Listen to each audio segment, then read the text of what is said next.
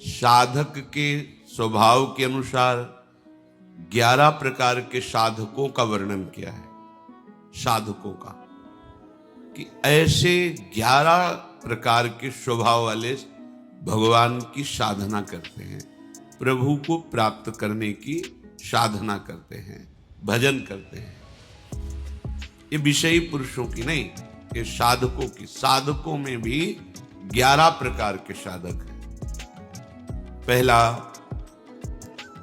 प्रभु की प्राप्ति की बात सुनकर सत्संग शास्त्रों में कि जीवन का परम लक्ष्य है प्रभु का साक्षात्कार कर लेना, भगवत प्राप्ति करना,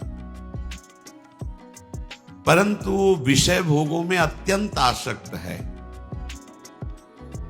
इतना आसक्त है कि विषय भोगों का चिंतन करता रहता है, विषय भोग मिलने पर भोगने की प्रवृत्ति है, पर वो अंदर ये बैठाले हुए कि लक्ष्य तो भगवत प्राप्ति है। क्या करूं, चल नहीं पा रहा हूं, मेरे जीवन का लक्ष्य तो हमने भगवत प्राप्ति रखा, पर दृढ़ नहीं है, विषयों में आसक्त है और विषय क्रिया भी करता है। प्रभु का भजन भी करता है, पर उसका लक्ष्य मंद होता है, प्रबलता विषयों की होती है और भोगों में वो सुख भोगता है, पर वो ऐसा नहीं कि भजनहीन जीवन व्यतीत करे। तभी उसको साधकों की गणना में लिया गया है। इसे विषयी साधक कहते हैं। भगवत प्राप्ति अभी बहुत दूर है, बहुत दूर है, परमानंद की अनुभूति नहीं होगी। देखो, भजन नष्ट नहीं होता, पर भजन का प्रभाव नहीं होगा हृदय में। बीज है हृदय में, पर वो अंकुरित होना, पल्लवित होना, वृक्ष रूप धारण कर, ये नहीं हो पाएगा। हाँ, किसी जन्म में होगा, पर इस जन्म में ये जो स्वभाव बन गया है भोगों के प्रति महत्व बुद्धि, सुख बुद्धि और उसे भोगना, पर कहीं न कहीं हृदय में बात बैठ गई है कि जीवन का लक्ष्य तो भगवत प्राप्ति ही है। इसलिए कुछ भजन भी करता है, पर उसे भगवदानंद की अनुभूति नहीं होगी और भजन का प्रभाव प्रकट नहीं होगा। क्योंकि जैसे जैसे वो भोगों में लगेगा, वैसे वैसे वो भजन की जो वृत्ति उसने सत्संग और शास्त्र स्वाध्याय से प्राप्त की है, वो मंद होती चली जाएगी। और यदि कहीं साधु संग मिल जाए तो फिर भोगों की वृत्ति मंद होती चली जाएगी और दिव्यता आने लगेगी भगवत प्राप्ति के उत्साह की। दूसरा साधक वो विषय भोग और भगवान दोनों को बराबर रखता है। पहला साधक जो वर्णन हुआ वो भगवत प्राप्ति की चाह तो करता है, पर विषय भोग प्रधान है। दूसरा जो साधक है वो भजन भी नहीं छोड़ सकता और विषयों को भी नहीं छोड़ सकता। लगभग दूसरे में अधिकता पाई जाती है कि वो बैलेंस बना के चलना चाहता है कि ज्यादा जलन भी ना हो और भजन भी होता है। जब जो इंद्रियों ने मांग की, मन ने मांग की, वैसे ही भोग क्रिया की और भजन भी। बहुत समय लगेगा, समय बहुत लगेगा, रंग नहीं आएगा, अभी रंग नहीं आएगा भजन का। तीसरा साधक भगवान की प्राप्ति चाहता है, पर साधन में तत्परता न होने के कारण त्याग का उत्साह है, पर त्याग नहीं कर पा रहा। यहां भोगों की प्रधानता नहीं है, यहां भोगों और प्रभु बराबर नहीं है।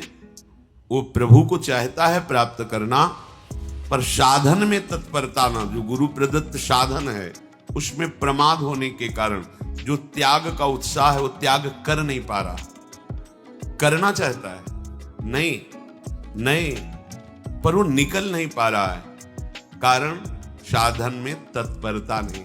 तत्परता जैसी आज्ञा चाहे हुई है वैसे ही करना चाहिए, वो नहीं कर पा रहा, अर्थात प्रमाद स्थिति।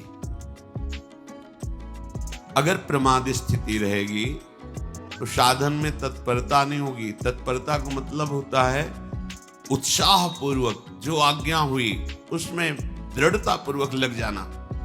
अब उसमें कोई विचार करने की जरूरत नहीं, जैसी आज्ञा वैसा जीवन। अब त्याग करने की जो बात है उसमें उत्साह भी है और बल भी है, और वो त्याग देगा, आगे बढ़ जाएगा। पर ये जो तीसरे स्वभाव का साधक है वो साधन में तत्परता ना होने के कारण त्याग किसको करना ये भी जानता है, त्याग का उत्साह भी करता है, पर वो त्याग नहीं पाता है, समय लगेगा। सत्संग साधन करते करते जब ये तत्परता आने लगेगी तब वो विषयों का त्याग कर देगा। चौथा, प्रभु को चाहता है, प्रभु से मिलूं, साधन भी करता है पर बहुत जल्दी ऊब जाता है। इतने दिन हो गए, कोई लाभ तो मिला नहीं, आनंद तो मिला नहीं, भगवान तो मिले नहीं, और मन भी बहुत जला रहा है भोगों के लिए। क्या करूं, भाग जाऊं क्या, छोड़ दूं क्या? ऐसे स्वभाव का साधक बिल्कुल ठीक नहीं। ये स्वभाव बिल्कुल ठीक नहीं। अगर आप ऐसे ही साधन से तत्परता पूर्वक लगे रहें, ऊबे ना, तो ये जो ऊबन देने वाली वृत्तियां ये नष्ट हो जाएंगी। आपका जो आंतरिक हृदय मलिन है वो निर्मल हो जाएगा, आपको आनंद की अनुभूति। बहुत नजदीक पहुंचा हुआ साधक है।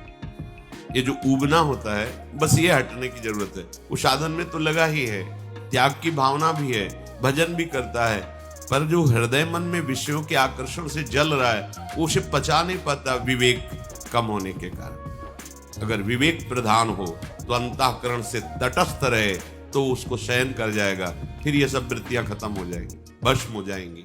भजन के द्वारा ये असत वृत्तियां भस्म होती है। पांचवा, प्रभु के लिए साधन करता है, तत्परता भी है, पर उससे संदेह है कि मेरे जैसे को भगवत प्राप्ति कहां हो सकती। बहुत बड़ी कमी। महापुरुषों ने कहा है, आशा बंधा समुत्कंठा, ये निरंतर आशा रहे कि मैं लगा तो हूं भजन में, लेकिन प्रियालाल अपनी कृपा से मुझे निश्चित प्राप्त हो, गुरु कृपा से निश्चित प्राप्त हो, धाम कृपा से निश्चित प्राप्त हो, इसमें बिल्कुल संशय नहीं होना चाहिए। पर पांचवी कोटि का जो उपासक होता है उसको ये विश्वास ही नहीं हो पाता इन बातों पर, साधन भी करता है पर उसको लगता है कहां मेरे को भगवत प्राप्ति होगी, नहीं होगी। ये कुछ परमार्थ मार्ग ऐसा है कि यदि आपने ऐसा सोच लिया तो नहीं होगी। जब गंगा किनारे भ्रमण कर रहे थे तो हरिद्वार के एक महापुरुष, उनका लाल स्वामी नाम था, वो एकांत सेवन कर रहे थे। उनके पास जब दर्शन करने के, वो खेचरी मुद्रा में अधिक समय तक रहते थे। योग की एक खेचरी मुद्रा है, उसमें वो रहते थे। रात्रि में समय दिया उनके शिष्यों ने कि आप आके वार्ता कर सकते हैं। रात में 10 बजे के लगभग गए, प्रणाम। बड़ा ही मृदु स्वभाव, अमृतमयी वाणी, गंभीर भगवत स्वरूप। तो उन्होंने डायरी लेके गए थे कि कोई शब्द भूल न जाए, बाहर निकलती तुरंत लिखना। महापुरुषों के वचन अमृत होते हैं, उस समय हमारी समझ में ना आवे, पता नहीं कब समझ में आवे, इसलिए वो शब्द रख लेना चाहिए। उन्होंने कहा, जैसा तुम सोचोगे वैसा ही बन जाओगे, जैसा बनना है वैसा सोचना प्रारंभ करो। पहला शब्द उनका। दूसरा शब्द, जैसा तुम सोच रहे हो, जो तुम बनना चाहते हो उसके अनुसार जो सिद्धांत है उस पर चलो, एकांत सेवन करो।